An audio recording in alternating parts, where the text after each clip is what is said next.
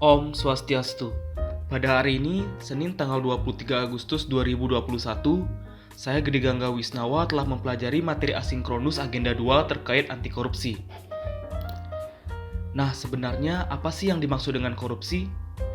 Korupsi berasal dari bahasa Latin yaitu corruptio, yang berarti kerusakan, kebobrokan, dan kebusukan. Sedangkan menurut Undang-Undang Nomor 31 Tahun 1999, korupsi diartikan sebagai tindakan melawan hukum dengan melakukan perbuatan memperkaya diri sendiri atau orang lain atau suatu korporasi yang dapat merugikan keuangan negara dan perekonomian negara. Adapun ciri-ciri korupsi yang pertama yaitu dilakukan oleh lebih dari satu orang. Kedua, merahasiakan motif atau ada keuntungan yang diraih. Kemudian yang ketiga, berhubungan dengan kekuasaan atau kewenangan tertentu. Keempat, berlindung di balik pembenaran hukum. Kelima, melanggar kaidah kejujuran dan norma hukum. Dan yang keenam, mengkhianati kepercayaan.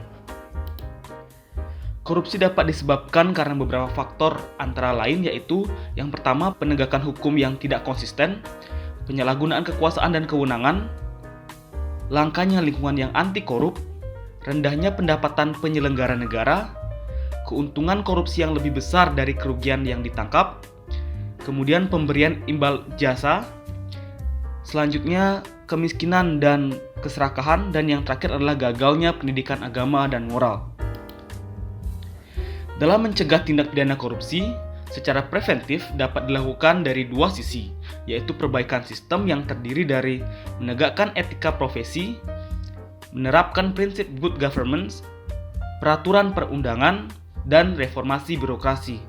Serta yang kedua adalah perbaikan manusia yang terdiri dari pengentasan kemiskinan, memilih pemimpin yang bersih, jujur, dan anti korupsi, perbaikan moral, dan meningkatkan kesadaran hukum.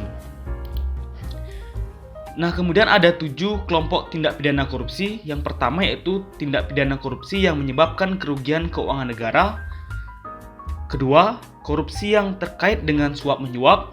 Ketiga, korupsi yang terkait dengan penyalahgunaan dalam jabatan. Keempat, korupsi yang terkait dengan perbuatan pemerasan. Kemudian korupsi yang terkait dengan perbuatan curang. Korupsi yang berkaitan dengan benturan kepentingan dalam pengadaan, dan korupsi yang terkait dengan gratifikasi. Nah, dampak negatif korupsi secara umum adalah merugikan negara, merusak sendi-sendi kebersamaan, serta memperlambat tercapainya tujuan nasional seperti tata ekonomi, tata sosial budaya, tata politik, dan tata administrasi. Membangun sistem integritas untuk dapat mencegah korupsi yaitu pertama, reframing culture, yaitu upaya untuk mengubah orientasi dari perilaku yang membentuk korupsi. Kedua, seeding of integrity, yaitu upaya untuk menanamkan pengaruh integritas dalam bawah sadar hingga dapat membentuk perilaku, kebiasaan, dan budaya integritas.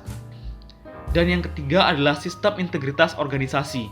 Bangsa Indonesia membutuhkan individu-individu yang integritasnya sudah terinternalisasi dengan baik dalam dirinya. Implementasi sistem integritas. Pemimpin yang berintegritas tinggi memiliki dua kata kunci dalam implementasi sistem integritas, yaitu penyelarasan dan pengendalian. Kedua kata kunci tersebut akan berjalan dengan baik lewat keikhlasan dan kebijaksanaan hasil proses internalisasi integritas secara seutuhnya dalam diri pemimpin organisasi. Sekian learning journal dari saya, dan jangan lupa untuk berbuat jujur, karena jujur itu hebat. Terima kasih.